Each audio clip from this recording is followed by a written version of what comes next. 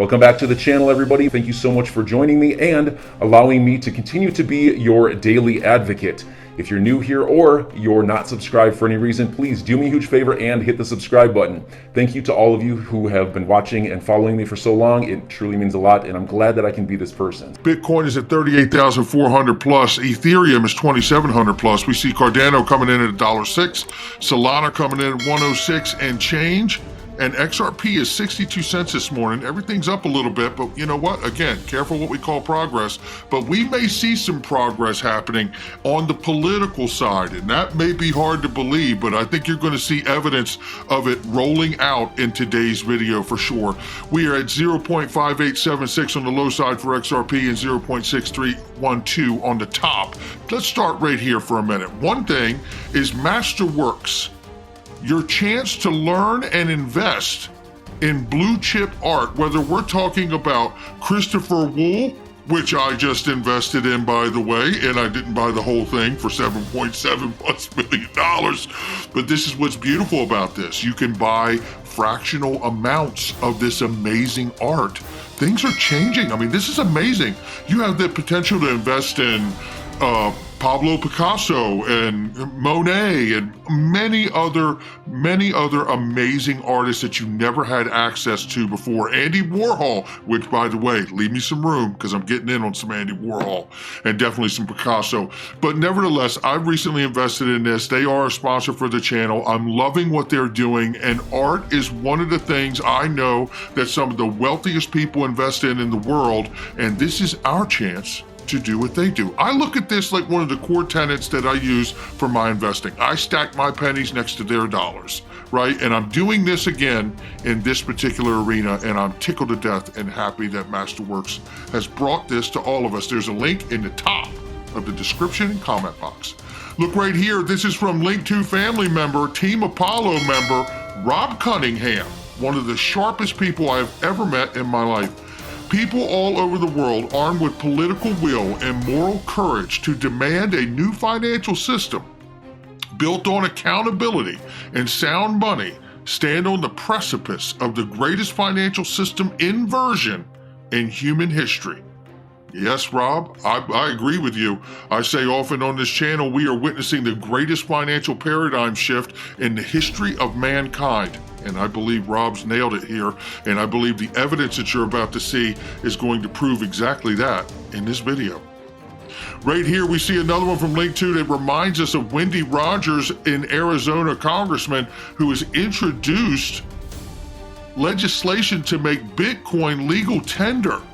Now, Link2 is reminding here that XRP offers great financial institutions faster, reliable option to source liquidity and so on and so on.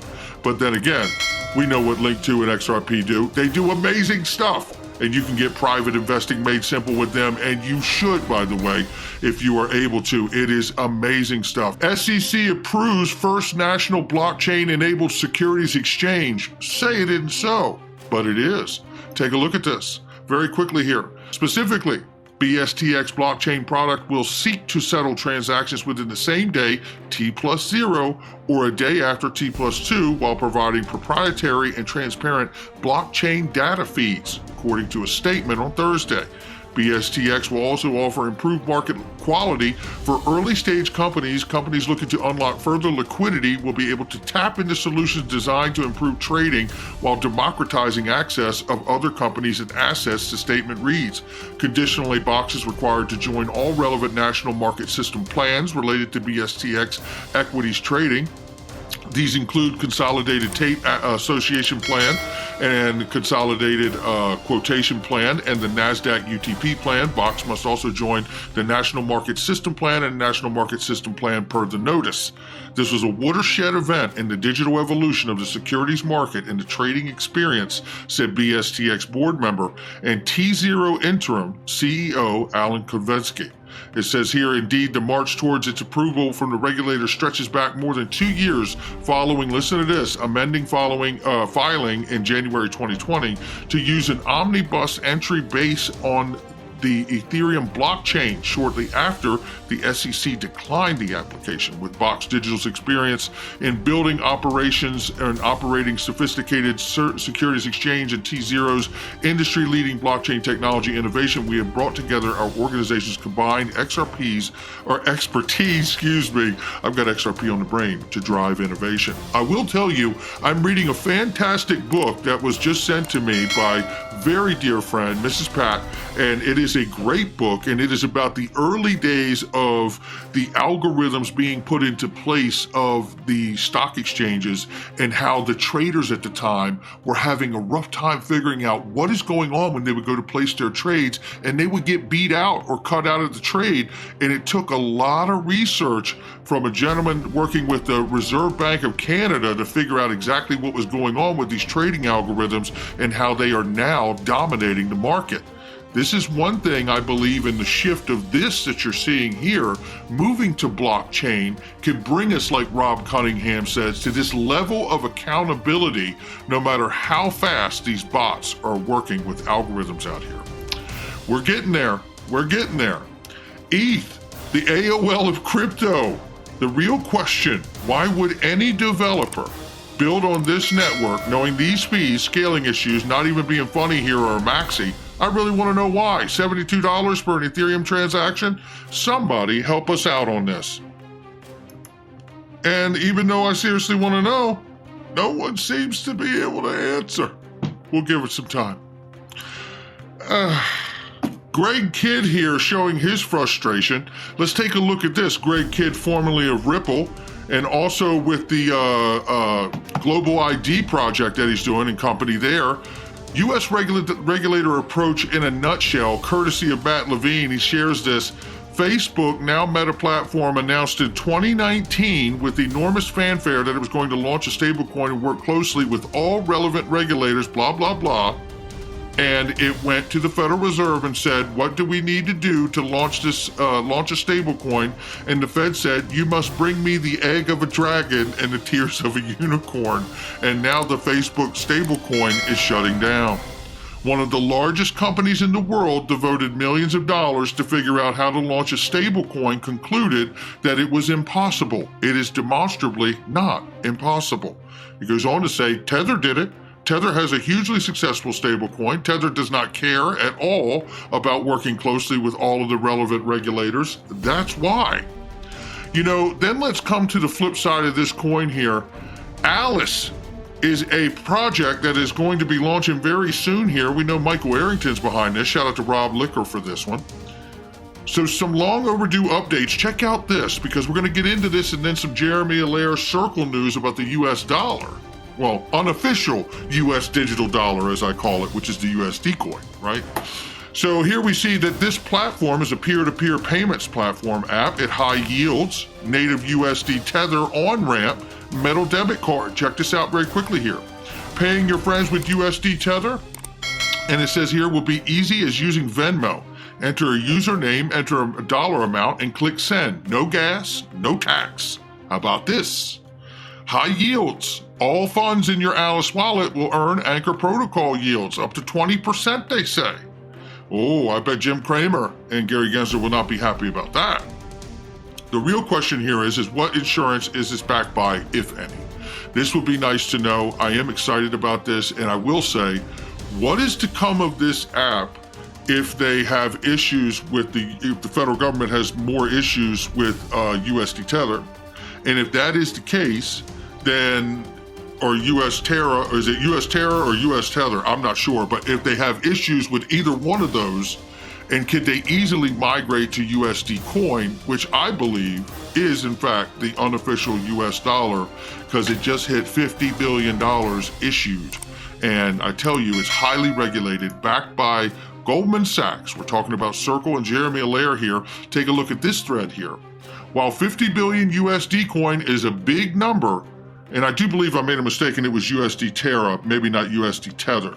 You know what I mean? That might have been my mistake. But nevertheless, the question remains, what happens if the federal government comes after either one of those for compliance issues? We see here, while 50 billion USD coin is a big number, it's massive growth and ecosystem around it that tells the broader story. It says over 100 billion issued, over the 50 billion in circulation. Why does that matter? It works. And has always been redeemable for $1 with best-in-class integration with the banking system. Ladies and gentlemen, if you think you're getting rid of the banking system, you're on planet Xanadu. And Jeremy Allaire knows it better than anybody. And so does Ripple. 10,000% growth over the past 2 years. Now that's a hell of a number. Nearly $2.5 trillion in on-chain transactions in 2021 alone. 4.6 million active wallet addresses in 2021, currently available as a protocol on 8 distinct public blockchains. More than 200 blockchain protocols support USDC, helping foster a rapidly growing wave of innovation on-chain protocols and services. If you ever wondered whether the US and US dollar were winning the digital currency space race, well, now you have the answer. Boom. Boom. This is really what it's all about here. This is why I have said very quickly the United States could be at the front of this fourth industrial revolution if all they do is come out and crown and anoint the USD coin as the public-private relationship for the digital dollar for the front-end retail and citizen. Tell me how they wouldn't be at the front of the line. Because these numbers are really staggeringly huge and impressive. I mean, they really, really are. Now, we're going to look at some more information that's going to be staggering here, too. And it's this from BondCrypt, exclusive. Ripple cozies up to UK regulators amid global payments push. Say it is so. It plans to partner with London-based Modular Finance, one of the few non-banks which has access to Bank of England settlement services. And it says right here, exclusive, and it says right here, digital payments company Ripple has today exclusively revealed to City AM that it plans to partner with London-based Modular, one of the few non-bank which has access to, wait for it, Ripple partner, Bank of England settlement services.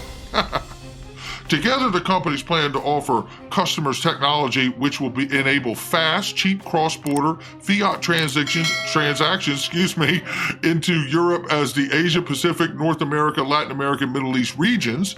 We are looking to solve very specific problems in the market, Cindy Young, the managing director for RippleNet in Europe, told City AM.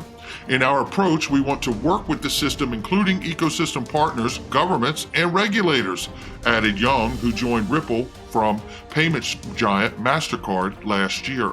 It goes on to talk about the Ripple case and the things that are going on in the United States, and this is where we need to catch up on what's going on that. Let's hear from John Deaton on Paul Barron's show right here, a quick update on the most recent events that are happening in the U.S. while we see everything coming to a head, and we're about to talk about this executive order that may come out before this week is over, people are saying. So stay with us here. The judge has ruled that the fair notice defense is an objective standard that you follow. So the SEC can claim it's his personal opinion, but right. The question is, what impact did it have on market participants? So when he goes on CNBC and says, we at the SEC find this, we at the SEC do not believe present day sales of Ether are a security. When Jay Clayton then gives a speech a month or two later and says, you know, we at the SEC agree with Bill Hinman. It really is official guidance. The SEC is simply trying to have it both ways here, right?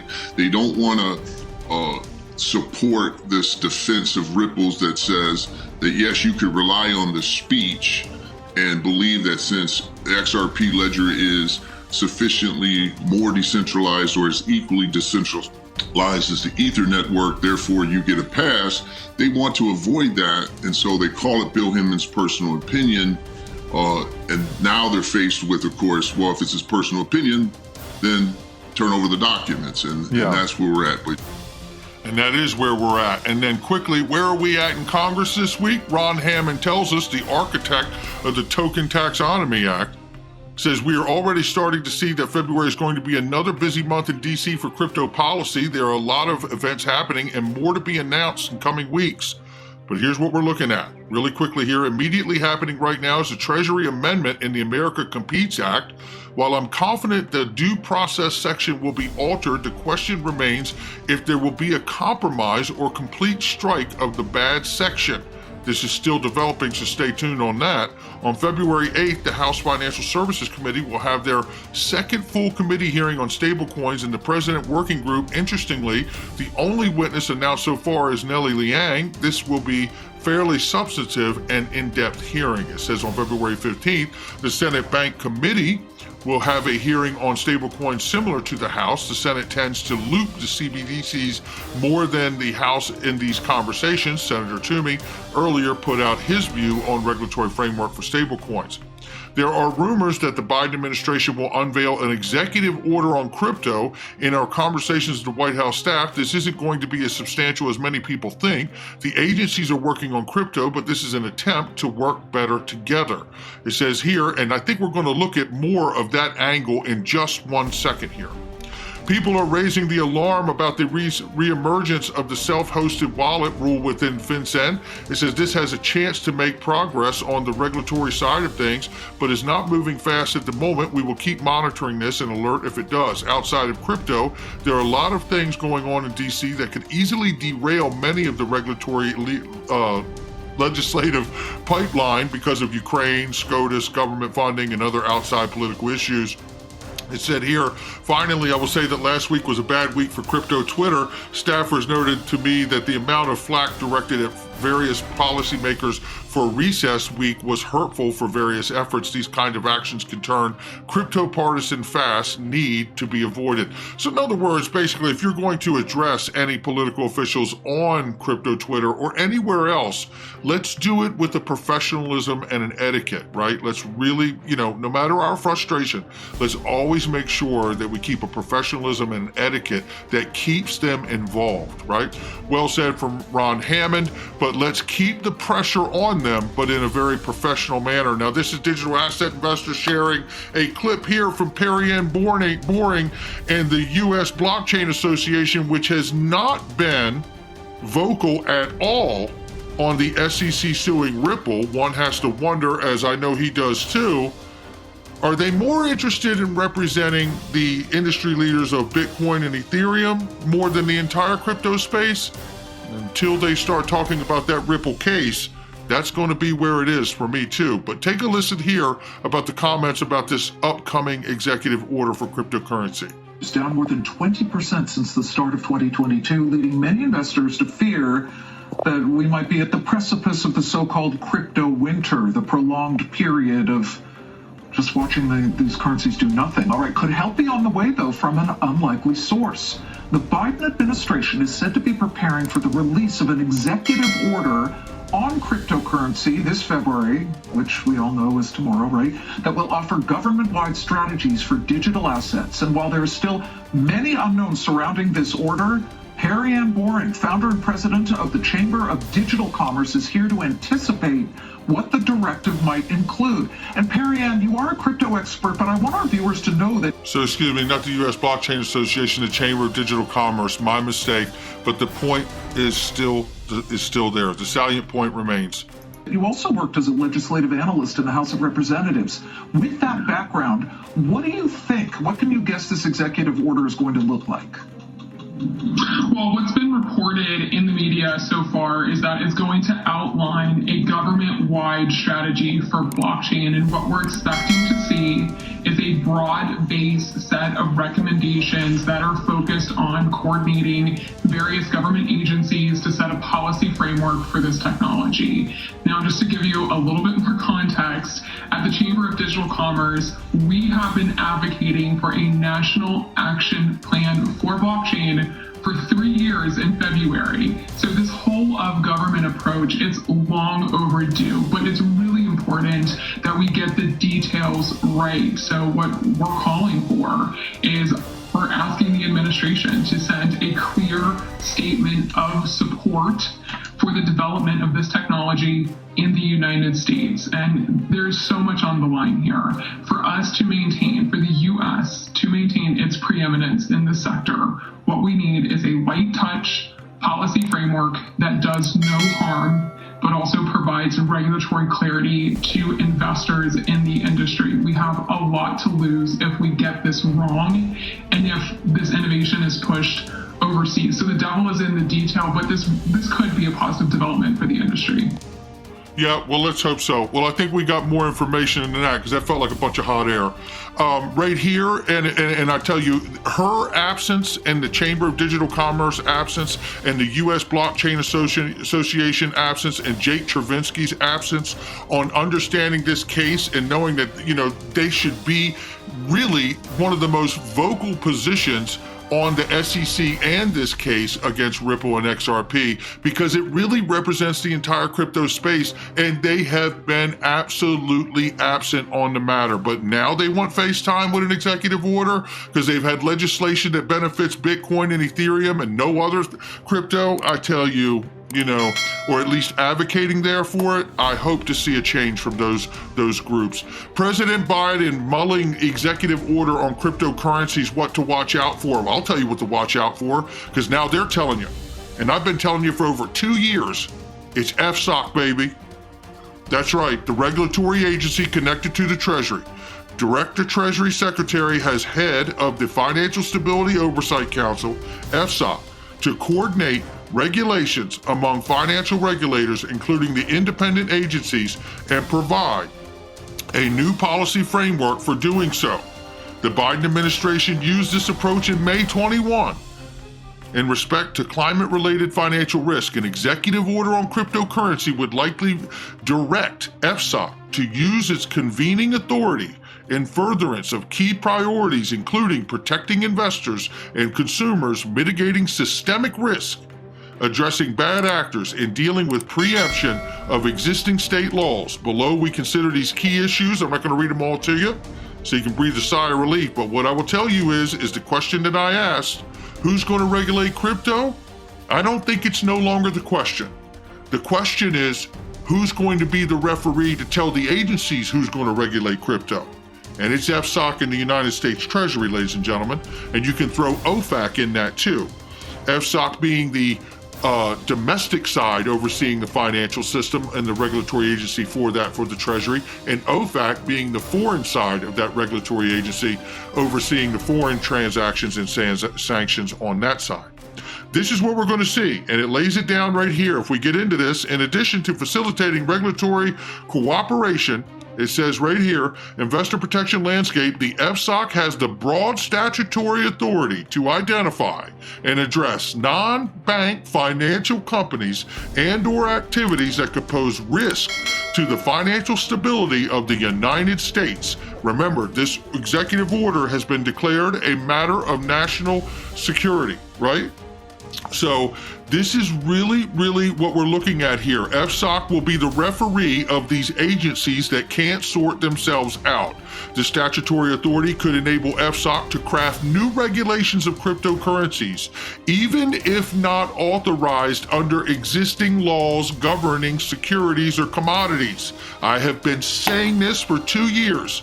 They do not need the Congress's approval to draft laws from those regulatory bodies. Don't believe it, it's still true. And I believe this executive order is going to anoint and reinforce this understanding from the Treasury and FSOC, because Congress isn't getting the job done. Vote them out. That's what I say. If FSOC determines that cryptocurrencies create increase the risk of significant liquidity, credit, or other problems spreading among financial markets of the United States from the Dodd-Frank Act that gives FSOC the power from the last financial collapse. FSOC's broad authorities under the Dodd-Frank Act may prove to be the battleground for the future of regulation of digital assets because of its broad super regulatory powers. It goes on and on and on. And I tell you, if you know nothing else from following this channel, we are right over the target. I can tell you that, because this is going to be how it goes to great extent. And if it isn't, it'll be the pressure that forces Congress to get something done. One way or the other, it's getting done. So enjoy your day, everybody. I'm always here for you. Leave any comments or questions below, and be sure to subscribe. But thanks, everybody. I really appreciate you. Enjoy your day, and I always have your back. So thanks so much, everybody.